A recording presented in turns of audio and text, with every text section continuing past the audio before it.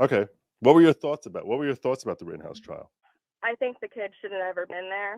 And Okay. I think that him having that rifle with him escalated the situation because someone that was undertrained, not prepared to be in that situation, couldn't handle himself in a in my opinion in a very good manner. Like, sure, things were scary, but it's also, things get scary. So people shouldn't be walking around with things to where like they get scared and people start dying. So you think that he should have been convicted? I don't know. I don't like people getting convicted for stuff like that. I just think it never should have happened. And rather than him being punished, I feel like it's the laws that are kind of that keep allowing stuff like this to happen. I want to engage you a little further on this, because I think that this is really at the heart of what the whole conversation is ultimately about. So the situation. Let's talk about that situation that he was dealing with there in Kenosha. Okay.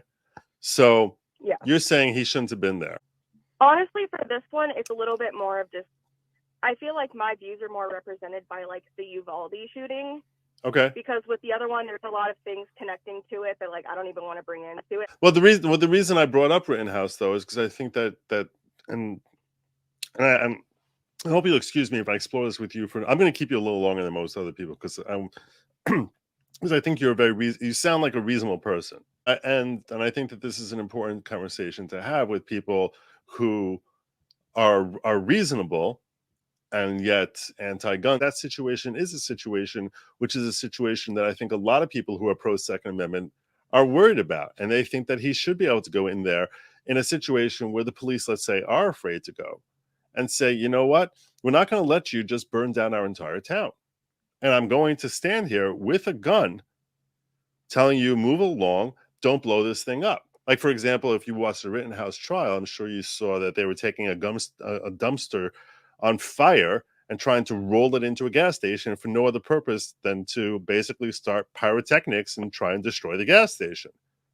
Right? I mean, do you recall that part of the trial? No, I do. So what I'm saying is, I think a lot of people have your position that he shouldn't have been there with the gun, and I think a lot of people on the Second Amendment side take just the opposite position, that people have a right to defend their property, and especially when you have situations where the cops are afraid for themselves to go in there, that's part of my rights as an American, is to say, hey, I'm not going to let you just burn down, you to make your political point and just burn down some random store which happens to be my store or my town, because you're angry about some incident that happened 3 miles away from here. Just to allow the crazies to run the asylum and say, well, no one should go in there with a gun because you're just escalating the situation. That seems to be, can you understand how that seems to be somewhat un-American? To say you can't defend I your own can, and I property? think I can articulate. No, I definitely do, and I think I can articulate like what I mean a little bit better now. Okay. So basically, what I'm saying is he didn't escalate it just by simply bringing the gun. Okay. It's a matter of like who can mentally handle that responsibility, because I feel like in that situation, if you want to protect your city, you know, like that's your right. But I feel like with guns, like we don't have as much, like with cars, you have to take a test and you have to make sure that you can handle yourself in that situation. Mm-hmm. And you have to have all this learning. And sure, he knew how to shoot a gun. He went hunting. Mm-hmm. But hunting and bringing a gun into a conflict situation are two different things. Were So there a lot of, people and to who strengthen have your been, point, were there a lot of potentially innocent people around who could be harmed by your screw up? Right? I mean, that's essentially. yes, and also like I can get scared over something that maybe I'm scared because someone's walking on the street next to me when really they're just going for a walk. If I get too scared, I could pull out a gun and shoot them just because of adrenaline and the human condition. Mm-hmm. Like some people just aren't as mentally prepared to handle that. So Right. like my father, he was in the army for so long, like he could handle that.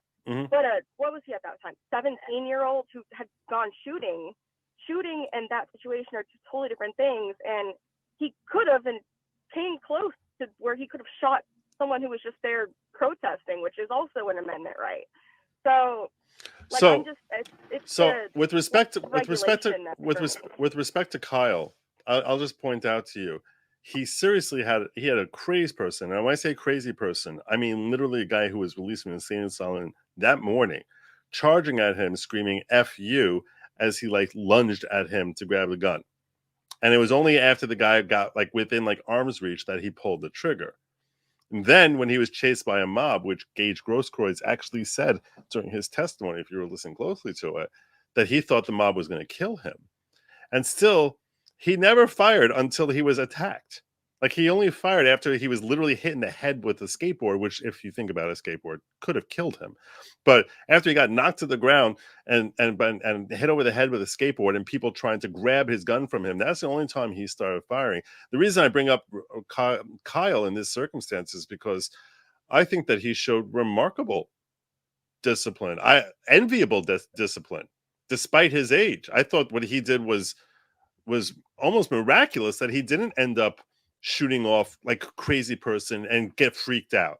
You're describing a person getting freaked out, and I think Kyle is actually a kid who displayed remarkable discipline in that he only fired at people who were posing an imminent threat to him time after time, whether it's the jump kick guy trying to kick him in the face, or the guy trying to grab his gun, or Gage Grosskreutz turning his gun at him, or a guy charging him.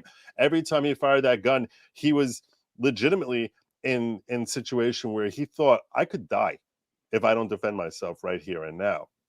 And I think that he's actually the reason that I think the right looks at him as on the pedestal that he has is because of his remarkable trigger discipline despite his youth. Right looks at Kyle Rittenhouse as the perfect explanation as to why it is that we need to have guns, because that right to defend ourselves. Like, to put in that, like, yeah, he did, like, as far as how he shot, I agree that it could have gone a lot worse, and depending on like how you look at it, it's definitely like it's warranted. I can understand why the jury made the decision that they made. Mm-hmm. It's just some people can drive a car fine before they go to a driving test, but they still shouldn't be on the road until they take that test. That's kind of like because not everybody is going to be that good.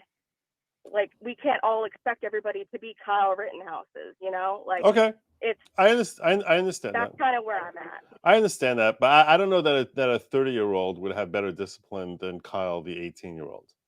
That's I mean, I don't know that age necessarily would give you better discipline.